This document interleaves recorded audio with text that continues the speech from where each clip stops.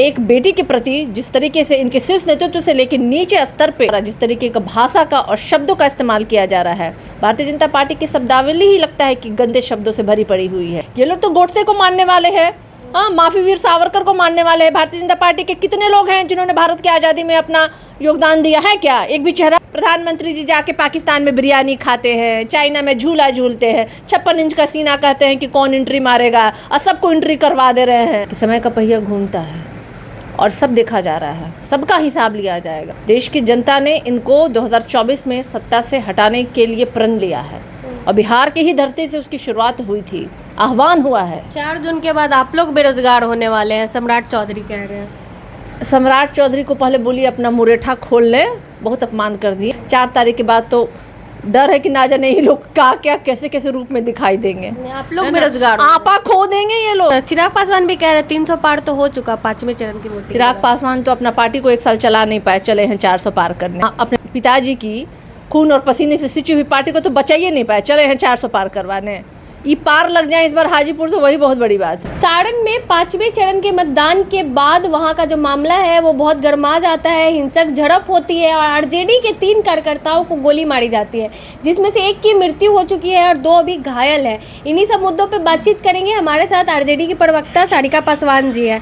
Ma'am, आपकी party के 3 कार्यकर्ताओं को गोली मारी गई, क्या कहेंगे इस पर? देखिए, भारतीय जनता पार्टी जब कमज़ोर पड़ती है तो अपने संपोषित गुंडों के द्वारा अराजकता फैलाती है। और आपने जिस तरीके से देखा सारण की जो घटना थी वो निश्चित रूप से दुखद है, क्योंकि हमारे 3 कार्यकर्ता जिसमें से कि एक की मृत्यु हो गई और 2 कार्यकर्ता गंभीर रूप से घायल हैं। लेकिन मैं बताना चाहूँगी आपको कि समय का पहिया घूमता है और सब देखा जा रहा है, सबका हिसाब लिया जाएगा। ये ना समझे कि ये सत्ता में हैं तो ये अनंत और शाश्वत है। देश की जनता ने इनको 2024 में सत्ता से हटाने के लिए प्रण लिया है और बिहार की ही धरती से उसकी शुरुआत हुई थी, आह्वान हुआ है। और बिहार की धरती ने इतिहास में भी दिखाया है, चाहे वो भारत छोड़ो आंदोलन रहा हो या भाजपा छोड़ो आंदोलन 2024 का।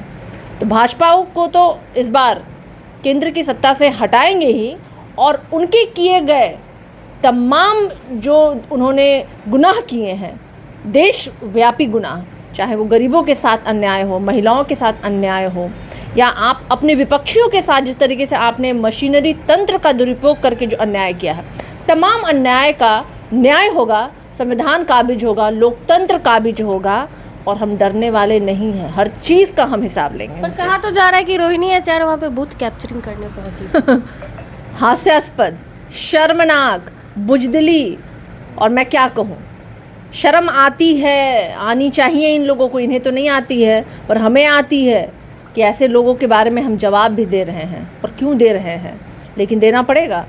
स्वतंत्र भारत में स्वतंत्र हम लोग भी हैं और हमें स्वतंत्रता है सच बोलने की। और सत्य तो यही है कि भारतीय जनता पार्टी जो है अपने संपोषित गुंडों के द्वारा इस तरह की हरकतें करवा रही है और इसके लिए कदापि उनको बिहार की जनता माफ़ नहीं करेगी।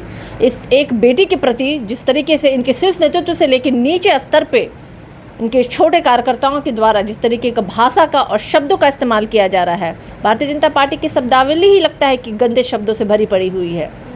ना व्यवहार है इनके पास, ना इनको न्याय करने का कोई इनके पास कर्म है, धर्म है, कुछ है क्या इनके पास? ये तो पापियों की पार्टी है। पर उनका कहना है कि जैसे लालू राज में होता था, हिंसा करवाते थे, वैसे ही उनकी बेटी भी उन्हीं के राह पे चल रही है। और उनका क्या कहना है? उनका तो भारतीय जनता पार्टी का दुष्प्रचार सुनिएगा आप। वो कहते हैं ना कि पहले संविधान में ना राम और सीता का फोटो था, कांग्रेस जब सत्ता में आई ना तो उसने राम और सीता का फोटो हटा करके, बताइए ऐसा था क्या कभी? आप पढ़ी हैं संविधान में कभी था? अरे बोलो ना, ये मनुस्मृति कायम करना चाहते हो देश में।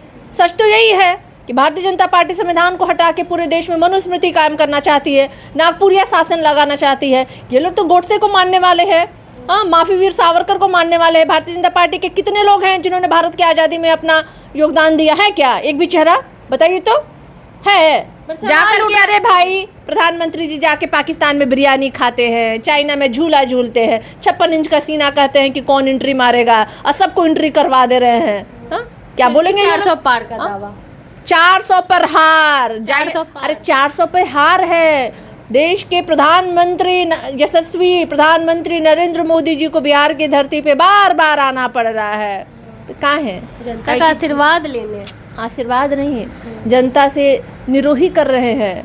हाँ, कि देखिए 10 लाख ना हम नौकरी दे पाए, ना 19 लाख नौकरी दे पाए, ना 2 करोड़ रोजगार दे पाए, ना 15 लाख रुपए दे पाए। हाँ, तो अब आ रहे हैं कि हम देखिए फिर से एक झूठ बोलने आपके बीच में आ गए। बिहार की जनता तो लालू जी कहते हैं ना कि बिहार की जनता तो उड़ती हुई चिड़िया को हल्दी लगाती है, तो इस बार लग चुका है, विदाई इनका तय है। 4 जून के बाद आप लोग बेरोजगार होने वाले हैं, सम्राट चौधरी कह रहे हैं। सम्राट चौधरी को पहले बोलिए अपना मुरेठा खोल ले, बहुत अपमान कर दिए। अपने माता का मृत्यु के पश्चात उन्होंने प्रण लिया था। तो भाई सम्राट चौधरी का तो दिमागी संतुलन भारतीय जनता पार्टी में तो ऊपर से लेकर नीचे तक, मैंने बोला ही ना, लोगों की जो मानसिक स्थिति है, दशा है, 4 तारीख के बाद तो डर है कि ना जाने ये लोग क्या कैसे कैसे रूप में दिखाई देंगे। आप लोग बेरोजगार, आपा खो देंगे ये लोग, आप लोग आपा खो देंगे। और इनका सब का जो कहते हैं ना हिसाब लिया जाएगा। चिंता मत कीजिए, कोर्ट है, कानून है, पुलिस है, न्यायालय है, आप लोगों का होगा। इनके सारा में हुआ, सम्राट चौधरी कह रहे हैं कानूनी कार्रवाई की जाएगी, जो दोषी होगा उसको सजा मिलेगी। तो क्यों नहीं करिए? कैसे हो गई ये घटना, कैसे अंजाम दे दिया आपने? और भोला यादव पे सवाल उठा रहे, भोला यादव, सम्राट चौधरी गुंडई भाषा, दंबगई भाषा का इस्तेमाल करते हैं, जिनको ना कानून से मतलब है, ना कोर्ट को सुनते हैं, ना संविधान को मानने वाले, संविधान में संशोधन करने वाले लोग, देश के आरक्षण समाप्त करने वाले लोग, ये क्या बोलेंगे भाई? देश की जनता समझ गई है। जाइए देखिए हिम्मत हो रहा है, कितनी सभाओं में आप भीड़ देख रहे हैं। हाँ, चिड़िया, पंछी, कुकुर, बिल्ली, मुर्गी, हाँ, आदमी जा रहा है क्या? पर भोला यादव पे सवाल खड़े उठ रहे, किस अधिकार से वो गए थे छपरा? देखिए सवाल ये लोग बहुत चीज़ पे खड़ा करेंगे, लेकिन सवाल इस पे नहीं खड़ा करेंगे ये लोग कि रोजगार क्यों नहीं दिया। सवाल तो सबसे बड़ा है, मुद्दा बनाम मोदी, मुद्दा बनाम जुमला, मुद्दा पे सवाल नहीं करेंगे ये। क्यों नहीं आपने दिया भाई 2 करोड़ नौकरी? कहाँ गए आपके 19 लाख नौकरी का वादा? क्यों आज गैस की सिलेंडर इतने महंगे हैं? क्यों डीजल और पेट्रोल के दामों में इतना इजाफा है? क्यों महिलाओं और बहनों पे इतना अत्याचार है? और नरेंद्र मोदी जी बार बार जो बिहार आ रहे हैं, क्यों नहीं एक बार भी मणिपुर गए? चिराग पासवान भी कह रहे 300 पार तो हो चुका 5वें चरण की वोटिंग। चिराग पासवान तो अपना पार्टी को 1 साल चला नहीं पाए, चले हैं 400 पार करने।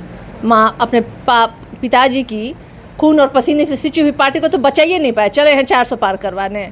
ये पार लग जाए इस बार हाजीपुर से, वही बहुत बड़ी बात है। उसमें भी आपको बता दे रहे हैं, पिताजी की विरासत है उनकी, बचा लेंगे। पिताजी की विरासत तो उनकी पार्टी थी, उसको बचा पाए। और ये वही चिराग पासवान है ना जो कहते थे समृद्ध दलितों को आरक्षण छोड़ देना चाहिए। भाई बड़े बड़े डायलॉग मारा करते थे, और जाकर के आप अनुसूचित जाति वाले क्षेत्र से लड़ते हैं।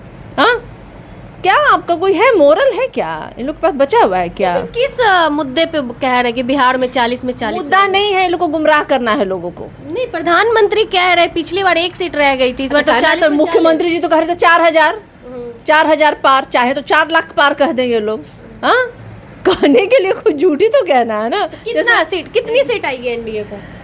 सम्मानजनक सीटें भी इनको नहीं आने वाली है, क्योंकि पूरी देश की जनता ने इनको नकारा है। पीएम तो कह रहे हैं इंडिया गठबंधन का एक भी खाता नहीं खुलेगा बिहार में, 0 पे आउट होंगे आप लोग। कहते हैं कि दिन कितने बचे हैं? 6ठे चरण का चुनाव अभी 25 तारीख को होने वाला है, आखिरी 7वां चरण 1 जून को हो रहा है, 4 को काउंटिंग है। तो उसके बाद तो सारे रिजल्ट आपके सामने आएंगे। खाता खुलेगा इंडिया गठबंधन का? अब ये सोचिए ना कि एनडीए अपना इज्जत भी बचा पाएगा या नहीं बचा पाएगा, प्रश्न यहाँ पे ये है। 4 जून को पता बिल्कुल निश्चित। चलिए, हमारे साथ आरजेडी की प्रवक्ता सारिका पासवान जी थी। अब 4 जून को पता चलेगा क्या नतीजे आते हैं और किसकी सरकार बनती है, इंडिया गठबंधन का खाता खुलता भी है या नहीं। बाकी आप भी अपनी प्रतिक्रिया कमेंट बॉक्स में जरूर दें। धन्यवाद।